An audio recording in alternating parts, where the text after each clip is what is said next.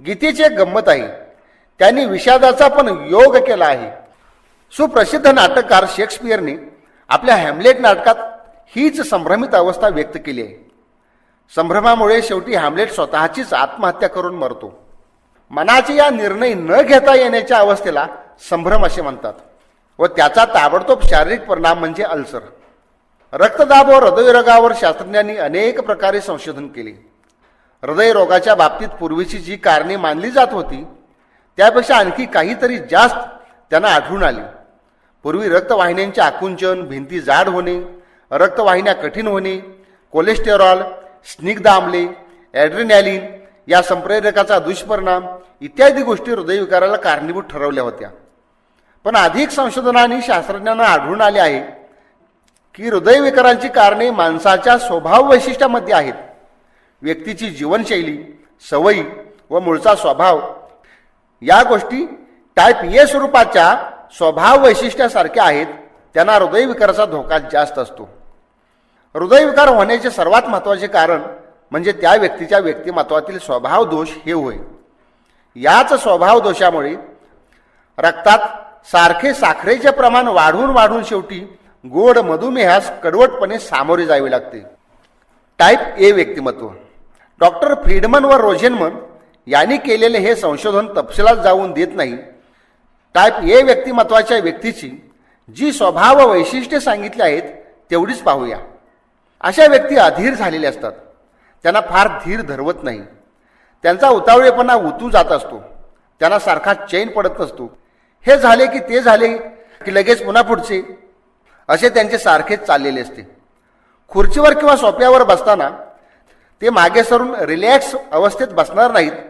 सोफ्याच्या अगदी पुढच्या कडेवर येऊन अधीरपणे बसत असतात.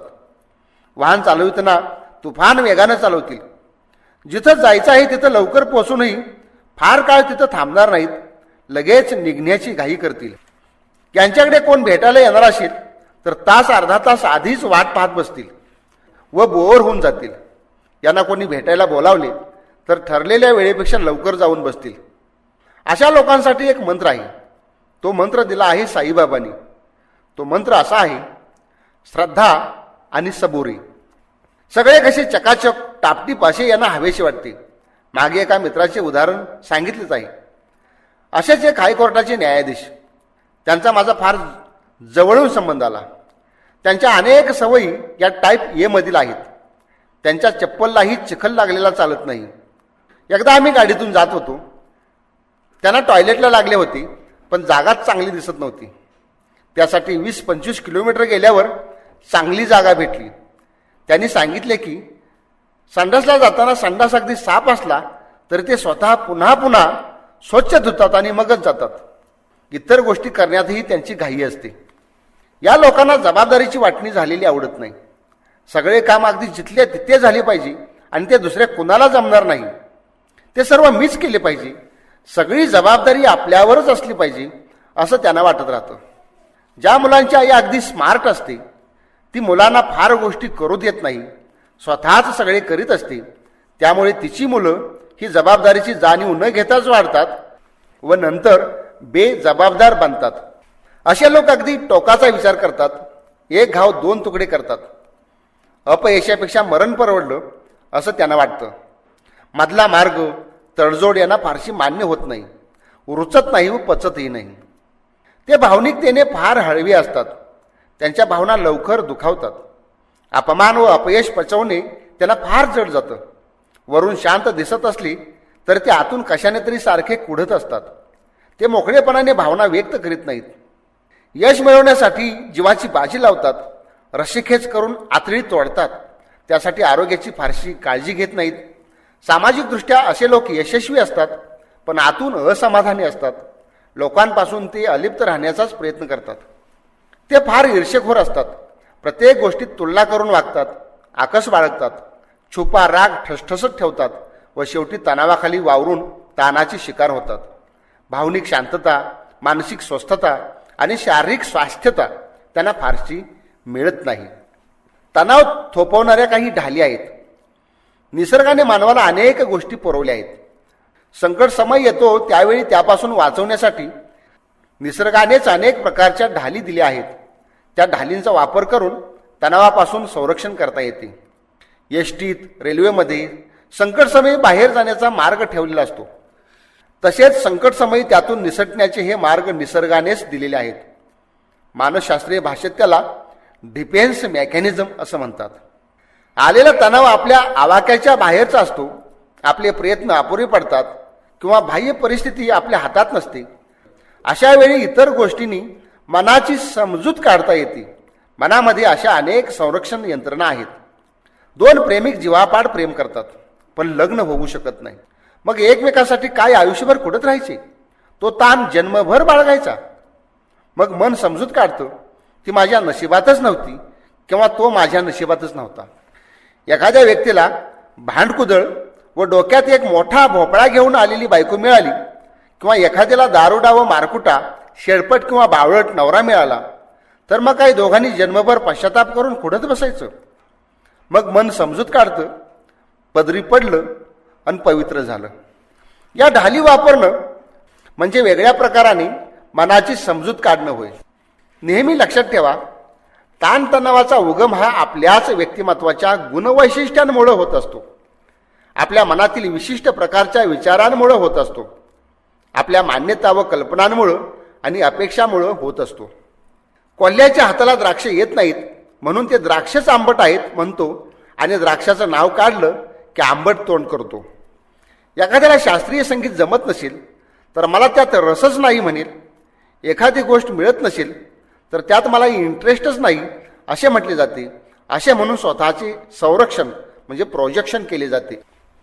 कोल्ह्याच्या द्राक्षाच्या ठिकाणी पगाराची इन्क्रिमेंट, बढती, नोकरी, मंत्रीपद, गाडी, बंगला असे म्हटलं तर कोल्ह्याच्या ठिकाणी गायकवाड, साळुंखे, घारगे अशी मंडळी दिसू लागतील. अतिशय जबरदस्त तडाखा असेल तर 2 पावले मागे सरावं लागतं. जवळच्या आप्ताचा आकस्मिक मृत्यूसारखी घटना असेल तर मन सुन्न होतं.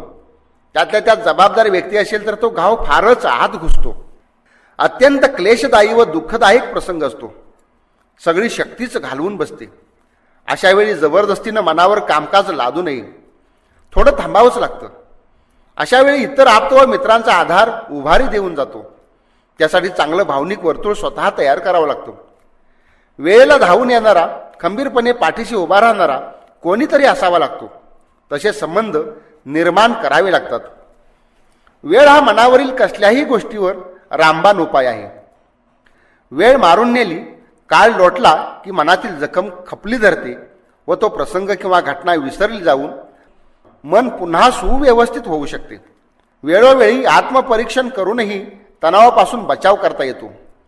नेहमी माझंच खरं असत नाही. आपल्या बोलण्याच्या पद्धतीचे निरीक्षण केले पाहिजे. तुम्हाला वारंवार स्वतःचं समर्थन करण्याची वेळ येते का ते पहा. तसं असेल तर तुम्हीच कुठंतरी चुकत असला पाहिजे. आत्मपरीक्षण करून त्या चुका दुरुस्त करा. कामातच आनंद मिळू शकतो. आनंदाचे सर्वात सोपे व सहज साध्य असे 2 मार्ग आहेत. त्यातील पहिला, स्वतःच्या अस्तित्वातच म्हणजे असणेपणातच आनंद मिळतो व दुसरा मार्ग, आपण जे काम करीत असतो मग ते कोणत्याही प्रकारचे असो त्या कामातच आनंदाची निर्मिती होत असते. कामाचा भरपूर आनंद घेता येतो. आनंदी वृत्ती ठेवली तर तणाव बोचत नाही. आनंदाविषयी आमच्या आनंदी जीवन या शिडीमध्ये तुम्हाला अधिक माहिती मिळू शकेल. मनावरचा ताण हलका करणारी विनोदबुद्धी ही सुद्धा एक पळवाटच आहे. अगतिकता, दयनीयता, विवशता, कमतरता, असहाय्यता यावर खुमासदार विनोद करून परिस्थितीचा ताण हलका करता येतो. उदात्तीकरण, ज्याला सब्लिमेशन म्हणतात, यानेही मनावरचा ताण हलका करता येतो. उदात्तीकरणामध्ये वाईट अनुभवाचे व भावनांचे, विकारांचे उन्नयन करून चांगल्या गोष्टी करता येतात. क्रोधाचे उन्नयन दयेत, कामाचे उन्नयन प्रेमात, हिंसेचे अहिंसेत किंवा शांतीत करता येते. उन्नयनाने वाईट गोष्टीतून चांगल्या गोष्टी निर्माण करता येतात. मोठ्या विभूतींनी जी महान कार्य केली ती या प्रकारच्या उन्नयनातूनच. तणावाचे व्यवस्थापन, एखादं तुफानी वादळ घोंगावत आलं आणि ते नाजूक रोपवाटिकेत शिरल्यानंतर ज्या रोपवाटिकेतील मोठाली झाडे उन्मळून पडतात, फुलवेली, फुलं यांचा विनाश होतो, अगदी तसंच तीव्र व गंभीर स्वरूपाच्या तणावाला सामोरे जाणाराचे होते. संपूर्ण व्यक्तिमत्व उद्ध्वस्त होते. ताणाचे प्रमाण कमी जास्त असते. सर्वच ताण काही तीव्र स्वरूपाचे नसतात. त्या सर्वांचे योग्य व्यवस्थापन करण्याची गरज असते. वास्तव विचारांची कास धरावी. तणाव ज्या कारणांमुळे निर्माण होतोय त्याची कारणे शोधून काढावीत. स्वतःचे आत्मपरीक्षणही करावे. तणावामागील प्रत्येक कारण सुट्टे केले तर त्याची तीव्रता कमी होते. तसेच ताणांचे मूल्यमापन करणे म्हणजे ही गोष्ट माझ्या दृष्टीने किती महत्त्वाची आहे, मी ते किती मनावर घ्यायला हवे, प्राधान्य कशाला द्यावे, माझे आरोग्य व जीवन जास्त महत्त्वाचे की ही परिस्थिती किंवा ताण निर्माण करणारा विशिष्ट घटक जास्त महत्त्वाचा. ज्या घटकाने ताण निर्माण झालाय त्यांची काहीतरी मागणी असते. ती मी पूर्ण करू शकतो का? ती पूर्ण करण्यासाठी नेमके काय करावे लागेल? ते करणे मला शक्य आहे का? माझी कुवत व क्षमता किती? असे प्रत्येक प्रश्नाचे बारीक विश्लेषण करीत जायचे. विश्लेषण करीत गेल्याने ताण शिल्लक राहणार नाही. एखादे लक्ष्य फार चांगले आहे व उंच आहे, पण तिथपर्यंत मी पोहोचू शकतो का? माझी क्षमता व कुवत वाढवायला नको का? ती जर वाढवता येत नसेल तर मग त्रास करून घेण्यातच काय अर्थ आहे? सोन्याची सुरी आहे म्हणून ती मी माझ्या उरात मारून घ्यावी का? इतरांशी केवळ ईर्ष्या करण्यात काय असेल? चुकीची ईर्ष्या आत्मघातक ठरते.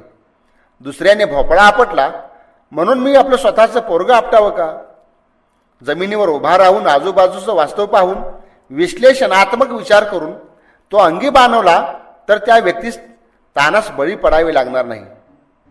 जीवनातील ताल व तोल सांभाळावा. निसर्गाचा एक ताल आहे. सूर्य, चंद्र, तारे, ऋतू यांची एक लय आहे. आपल्या मानवी जीवनातही अशीच लय आहे. देहालाही एक लय आहे. त्याच्या तालातच ते कार्य करीत असते. सभोवतीचे भौतिक, भावनिक वा भौगोलिक वातावरण सातत्याने बदलत असले तरी मानवी शरीराचा आंतरिक व बाह्य लय, रिदम यात फारसा फरक पडत नाही. वातावरणातील तापमान 46°C असली तरी शरीर आपले 37° तापमान सोडित नाही व सुटूही नाही. तणावाने हे तापमान सुटू शकते. प्रकाशात शरीर कार्य करू इच्छिते तर अंधारात त्याला झोप हवी असते. जैव रासायनिक घडामोडींवर शरीराच्या आतील लय अवलंबून असते. ताणाने हार्मोन्सवर परिणाम होतो व लय बिघडते. या हार्मोन्सवरच भावना, मूड, दिनचर्या, चयापचय, अंतर्मुख व बहिर्मुख व्यक्तिमत्व ठरत असते. तणावाने जैविक लय बिघडते. शरीराची व निसर्गाची लय व ताल समजून घेऊन त्याप्रमाणे वागले पाहिजे.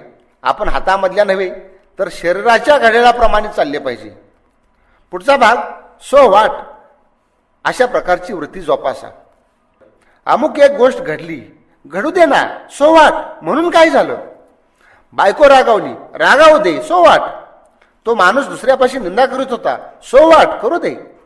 शाळेत मुलाला कमी मार्क्स पडली म्हणून काय झाले? मार्क्सच कमी पडली.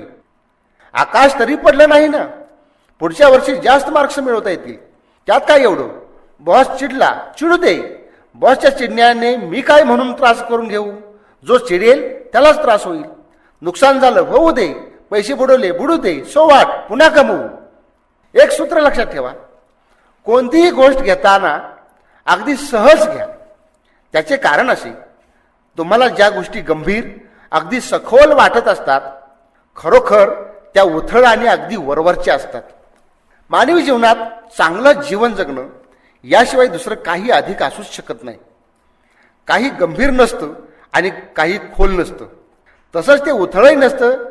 खरी गोष्ट आहे ते फक्त असतं. ते कसं घ्यायचं हे आपल्या वृत्तीवर ठरतं. ते उथळ ठरवायचं की गंभीर हेही आपणच ठरवित असतो. त्याला काय ठरवायचं हे आपल्यालाच ठरवावं लागतं आणि तेच जास्त महत्त्वाचं असतं. बिनधास्त जगायला शिका. फिकीर न करता बिनधास्त जगा.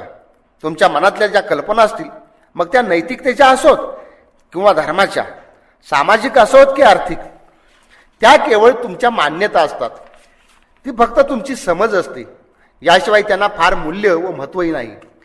या कल्पनांचं जाळं तयार करून त्यातच गुरफटून माणसं हातपाय खुडत राहतात. प्रथम ती जाळी तोडा, मुक्त वातावरणात या, मग तुम्हाला बिनधास्त या शब्दाचा खरा अर्थ कळेल.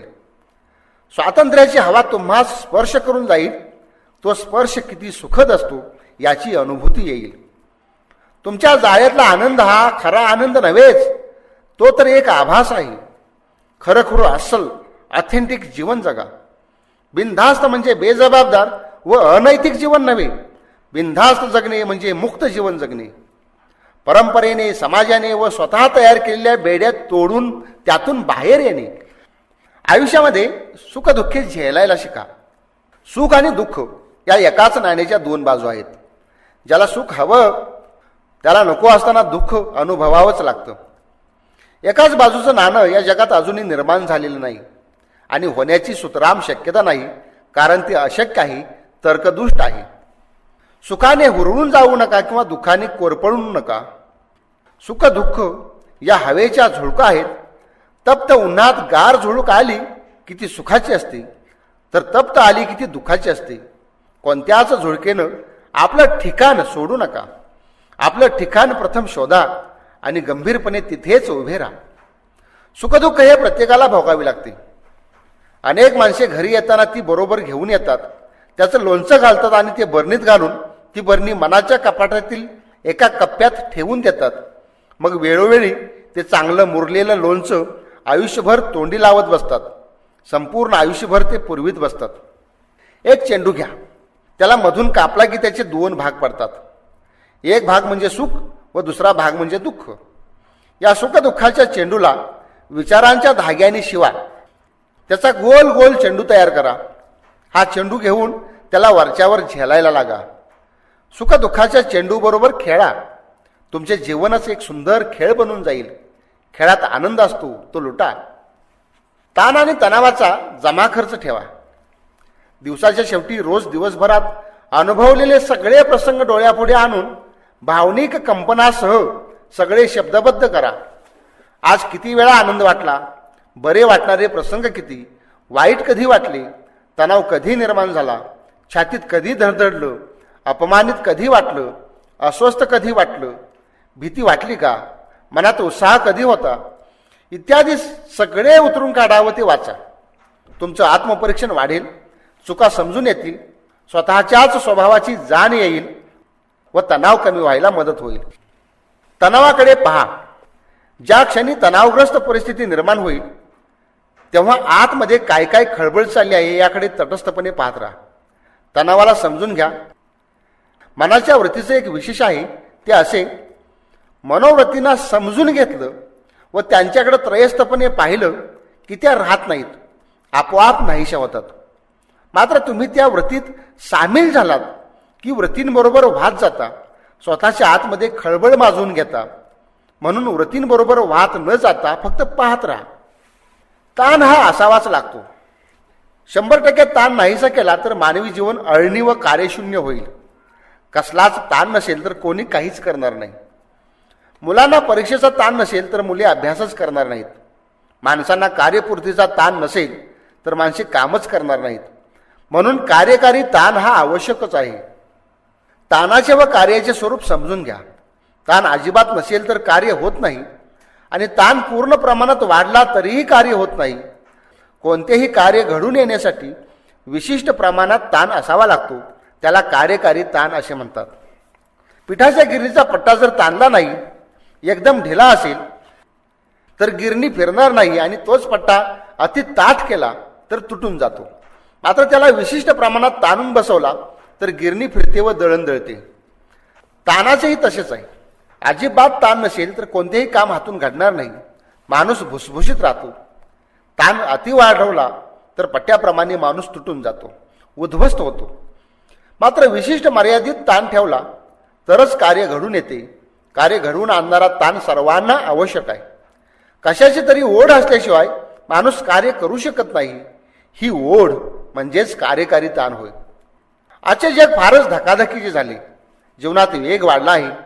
त्यातच आर्थिक अडचणी असतात, जीवघेणी स्पर्धा, नातेसंबंधातील दुरावा, प्रेमाचा अभाव, प्रवासात होणारे हाल व येणाऱ्या अडचणी, ढासळणारी कुटुंब व्यवस्था, अशाश्वतता, भविष्याविषयी चिंता, पिढ्यांमधील भावनिक व वैचारिक पातळीवरील वाढत जाणारी दरी, मतभिन्नतेमधून उडत जाणारे खटके, कामाच्या ठिकाणचा ताण, मनाविरुद्ध घडणाऱ्या गोष्टी, आकस्मिक येणारे संकट या सर्व गोष्टींचा सामना करावा लागतो. मग यातून तणाव वाढत जातो. जसा रबर ताणला की लांबतो तितकी लवचिकता अनेक व्यक्तिमत्वामध्ये असते. मात्र तणाव आणखी वाढला तर तो रबर तुटतो, कारण त्याला तो ताण सहन होत नाही. त्याप्रमाणे ताण अति झाला की व्यक्तिमत्व दुभंगते. एकाच व्यक्तीमध्ये दोन मने वावरू लागतात. ताण अति झाल्याने होणारी खिन्न मनस्कता हा एक गंभीर स्वरूपाचा मानसिक आजार आहे. स्प्रिंगवर क्षमतेपेक्षा जास्त दाब देऊन नंतर काढला म्हणजे जसे स्प्रिंग उसळी घेते, त्याप्रमाणे तणावामुळे व्यक्तिमत्वाचा स्फोट होतो व त्याचा तोल जातो. त्याशिवाय छोटे मोठे ताणही अनेक परिणाम करीत असतात. तणाव कोणत्या गोष्टीने येईल याचा काही नियम नाही. अगदी वाट पाहावी लागणे, ताटकळावे लागणे, वेळ लागणे, अपमान होणे, जबाबदारी येऊन पडणे, आकस्मिक संकट येणे, अडचणी निर्माण होणे, अपेक्षाभंग, प्रेमभंग होणे, ठरवल्यापेक्षा वेगळेच समोर येणे, इच्छेविरुद्ध घडणे, अहंकार दुखावणे, खटके उडणे, अपयश येणे, अशा अनेक प्रकारच्या गोष्टींपासून ताण येऊ शकतो. शरीराचे व मनाचे नैसर्गिक संतुलन बिघडवणारा प्रभाव म्हणजे ताण होय. तर या तणावापासून सुटका करून घेण्यासाठी आपल्याला काही उपाय समजून घ्यायचे आहेत. त्यासाठी प्रथम सकारात्मक बना. संपूर्ण व्यक्तिमत्व सकारात्मक केले की प्रत्येक गोष्टीकडे सकारात्मक दृष्टीने पाहता येते. सकारात्मक विचाराने चांगली बाजूच लक्षात घेतली जाते व बाबींचाही कसा उपयोग करून घेता येईल याचा विचार केला जातो. आवडीच्या गोष्टीत गुंतून जा. ज्या गोष्टी मनाला भावतील त्या गोष्टी करीत राहणे, उदाहरणार्थ संगीत, कला किंवा आपल्याला जे आवडत असेल ते कुठलाही छंद. तणावाच्या वेळी स्थान बदलावं. जिथे तणाव निर्माण झाला असेल ते ठिकाण विशिष्ट वेळेपुरते सोडून देऊन रमणीय ठिकाणी जावे. मोकळी हवा, सुंदर निसर्ग यांच्या संगतीत रमून जावे. आवडत्या ठिकाणाला भेट द्यावी, मनोरंजन करावे, व्यायाम करावा, वास्तवाचा स्वीकार करावा. समोर जी परिस्थिती प्राप्त झाली असेल तिचा स्वीकार करा, ती मनापासून स्वीकारा. जी विशिष्ट परिस्थिती निर्माण झालेली आहे तिला मान्यता द्या. समस्येचं विश्लेषण करा. प्राप्त परिस्थितीचे त्रयस्थपणे बारीक विश्लेषण करा. तिचे पूर्ण स्वरूप समजून घ्या. सर्व बाजू लक्षात घ्या. विश्लेषण करून त्याचे वर्गीकरण करा. त्यातून मजबूत ठिकाणे किंवा बलस्थानी व कमकुवत ठिकाणी सापडतील. समस्येला सामोरे जा. समस्येपासून पळून जाऊ नका, त्याला सामोरे जा. तुम्ही भिवून जितके पळाल, जिकडे पळाल तिकडे समस्याही तुमचा पाठलाग करीत तुमच्या मागे येईल. म्हणून भिवू नका, सामोरे जा. सामोरे गेल्याने समस्या निम्मी कमकुवत होते. नियंत्रण ठेवा. जसे चालकाचे गाडीवर नियंत्रण असते तसे स्वतःवरच नियंत्रण ठेवा. हसायला शिका. हसा आणि हसवा. हसण्याने बराचसा ताण सैल होतो. मनसोक्त रडल्यानेही ताण कमी होतो. स्वतःसाठी जगा. जगाचा फार विचार न करता स्वतःचे जीवन आनंदी कसे जगता येईल याचा विचार करा. आत मेले जग बुडाले ही म्हण लक्षात ठेवून वागायला शिका. जीवन पद्धतीमध्ये बदल करा. पूर्वीची जी जीवन पद्धती असेल ती ढगळच असते, तेव्हा त्या पद्धतीत संपूर्ण बदल करा. जीवनातल्या सगळ्या चुकीच्या सवयी, स्वभाव बदला. आहार, काम करण्याची पद्धती, वेळ, परिश्रम, पाहण्याचा दृष्टिकोन, ओढाताण, धावपळ या सर्व गोष्टींचा विचार करून जाणीवपूर्वक जगण्याच्या पद्धतीत बदल करा. तो बदल खास तुमचे स्वतःचे जीवन आनंदी करण्यासाठी बनवला असेल. त्यातून तुमचं जीवन आनंदी बनायला हवं अशी जीवन पद्धती स्वतःसाठी तयार करा आणि त्याप्रमाणे जगत राहा. प्रेम द्या, प्रेम घ्या. प्रेमळ बना. सर्वांना प्रेमाची उधळण करा. आव्हान स्वीकारा. समोर जे आव्हान उभे असेल त्याचा स्वीकार करा. सर्व शक्तीनिशी त्याला सामोरे जाण्याची मानसिकता ठेवा व पूर्ण आत्मविश्वासाने त्याला सामोरे जा. विनोदबुद्धी सातत्याने जवळ राहू द्या. विनोदबुद्धी जोपासा. विनोदबुद्धी म्हणजे केवळ आचरट विनोद करणं नव्हे, तर प्रत्येक घटनेकडे थोड्या वेगळ्या पद्धतीने पाहणे, चौकटीच्या बाहेर जाऊन पाहणे. विनोदबुद्धी असेल तर अनेक गंभीर घटनांचाही ताण जाणवत नाही. थोड्या वेगळ्या पद्धतीने विचार करा. वेळ मारून न्या. कोणत्याही गोष्टीवर वेळ हा रामबाण उपाय असतो. जसा जसा वेळ जातो तसे त्या तणावाची तीव्रता, बोज कमी कमी होत जाते. म्हणून वेळ मारून न्यायचा प्रयत्न करा. एक जणाच्या अंगठीवर वाक्य होते, हेही दिवस जातील. त्यावेळी तो अटकेत होता. नंतर तो मिनिस्टर झाला. वेळ मारून न्यायची सवय लावून घ्या व प्रत्येक तणावाच्या प्रसंगी तिचा वापर करा. तटस्थ राहा. तटस्थ राहून घडणाऱ्या घटनेकडे पहा, त्यात मिसळून जाऊ नका. स्वतःकडेच तटस्थ पाहण्याची एक कला आहे, तिला विकसित करा. स्वतःच भूमिका करणारा नट आणि स्वतःच एक प्रेक्षक होता येणे ही एक जीवन जगण्याची कला आहे, ती आत्मसात करून घ्या. स्वतःकडेही त्रयस्थाप्रमाणे पहा. गंभीर घटनेचीही तुम्हाला गंमत वाटेल. सर्व ईश्वरावर सोपवा. ईश्वरावर पण बुद्धीने कर्म केले तर त्याची बोच राहत नाही. जीवनातले भले बुरे चांगले वाईट सर्व काही त्यालाच अर्पण करा. एकदा जीवन त्याच्याकडे सोपवलं की तो जिकडे नेईल तिकडे जाणे व जे वाट्याला येईल ते करणे. मग त्यात स्वतःचे असे काहीच राहत नाही. अवघे जग ही त्याचीच लीला बनते आणि जीवन म्हणजे एक खेळ बनतो. तो खेळ खेळायला येतोय का ते अनुभव घेऊन पहा. पुन्हा तो खेळ खेळायला येतोय का हे अनुभव घेऊन पहा. कणखर व्यक्तिमत्व ठेवा. शारीरिक व मानसिक आरोग्य उत्तम राखणे. मानसिक आजारांसाठी सुसमायोजित आचार विचार ठेवा. स्वतःसह इतरांचा आदर करा. लैंगिक भावनांवर नियंत्रण. स्वतःच्या मर्यादेची जाणीव. निरहंकारी हिंसा द्वेष मत्सररहित मनोरथी. स्वतःच्या अनुभवावर विश्वास. स्वतःच्या चुका मान्य करण्याचा मनाचा मोठेपणा. पती पत्नीत सलोखा.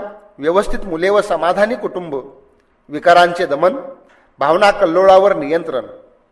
आपण काही ताण निवारक तंत्रांचा विचार करू. या तंत्राचा कुणालाही स्वतः वापर करता येईल. याला काही खर्चही येत नाही. प्राणायाम. तणावाने श्वासाची गती कधीकधीच वाढते, तेव्हा त्या गतीवर प्राणायामाद्वारे नियंत्रण आणता येते. आसन. स्नायू तणावग्रस्त झाल्यास शवासन करून संपूर्ण स्नायूंना शिथिल करता येते. ध्यान. शरीराची प्रतिकारक क्षमता वाढवण्यासाठी व स्वायत्त चत्तासंस्थेचे कार्य सुव्यवस्थित चालण्यासाठी ध्यान करावे. याला योगोपचार पद्धती असे म्हणतात. स्नायू शिथिलीकरण तंत्र. अनेक अवयव व स्नायू प्रथम करता येईल इतका ताठ करायचा, ताणायचा व मग हळूहळू सैल सोडायचा. उदाहरणार्थ, एक हात उचला, मूठ आवळा. 1 ते 5 अंक म्हणेपर्यंत त्याला ताठर बनवा.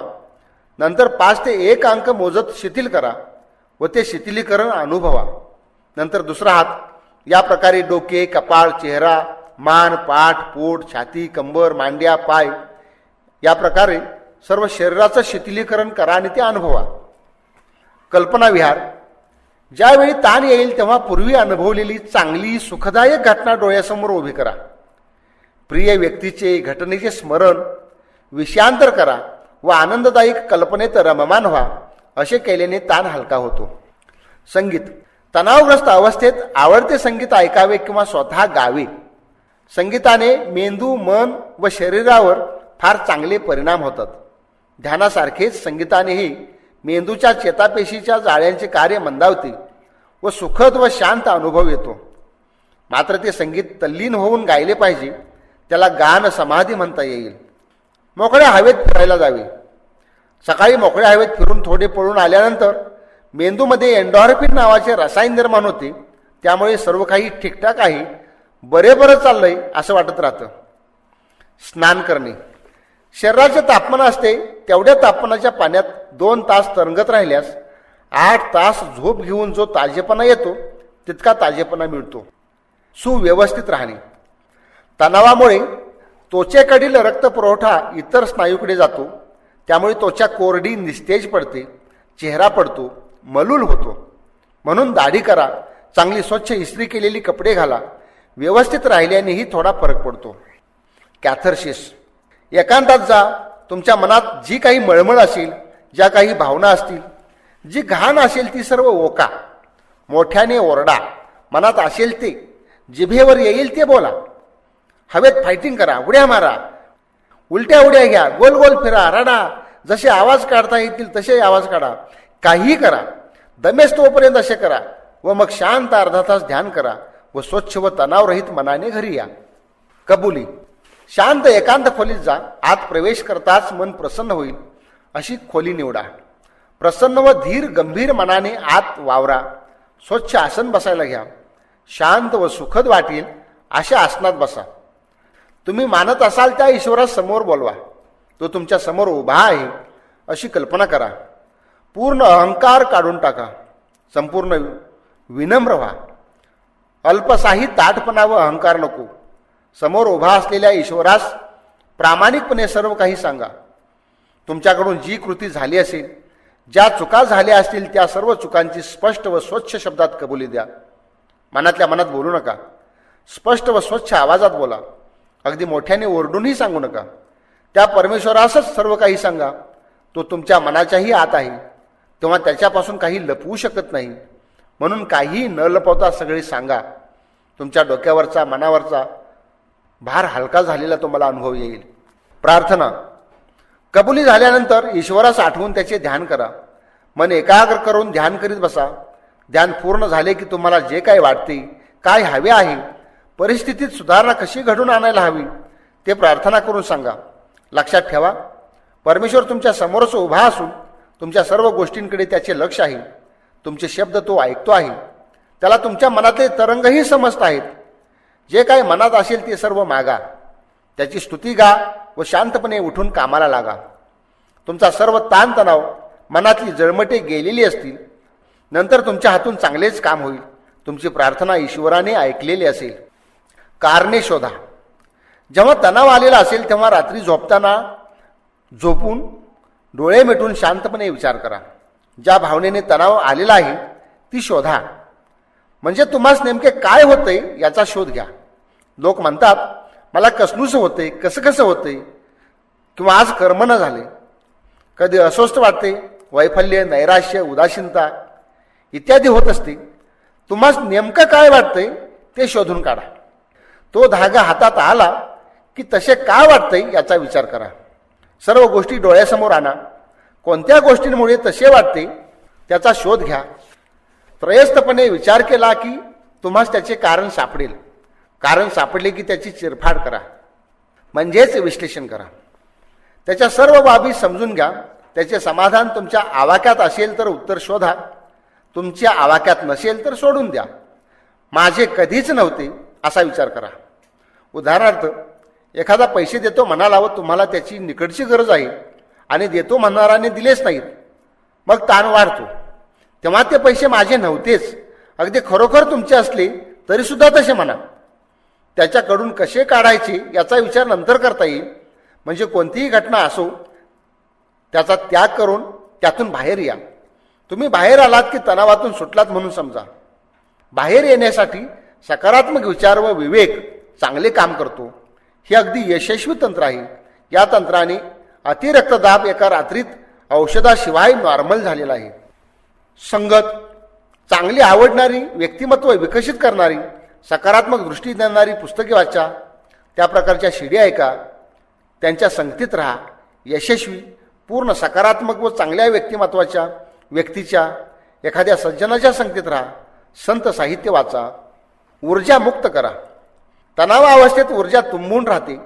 ती रडण्याच्या हुंदक्यातून बाहेर येते, तर कधी हास्याच्या स्फोटातूनही बाहेर येते. ऊर्जा साचून राहिली आणि कृती झाली नाही तर तणाव वाढत जातो. म्हणून ऊर्जा मोकळी करा. पोट धरून हसा. विनोद वाचा. उगीच हसा. तसेच निसर्गाच्या सान्निध्यात गेल्याने, संगीताने व प्रेम केल्यानेही ऊर्जा मुक्त होते व तणाव नाहीसा होतो. या तंत्रातील एका वेळी एकच तंत्र अंमलात आणावे असे नाही. एका वेळी अनेकही अंमलात आणता येऊ शकतील. कबुली, प्रार्थना, ध्यान करून निसर्गात जाऊन हवेत फिरून आलात. थोडा एकांतात शांत बसून राहिलात. नंतर आवडत्या माणसाशी गप्पा गोष्टी करून मुलात खेळून आलात तर तणाव लगेच हलका होतो. कोणत्याही परिस्थितीत चांगलं जीवन जगण्यासाठी अतितणाव घेऊ नये म्हणूनच हे सर्व सांगितलेलं आहे. याचा उपयोग चांगलं जीवन जगण्यासाठी निश्चितच होणार आहे. तुम्हा सर्वांना धन्यवाद.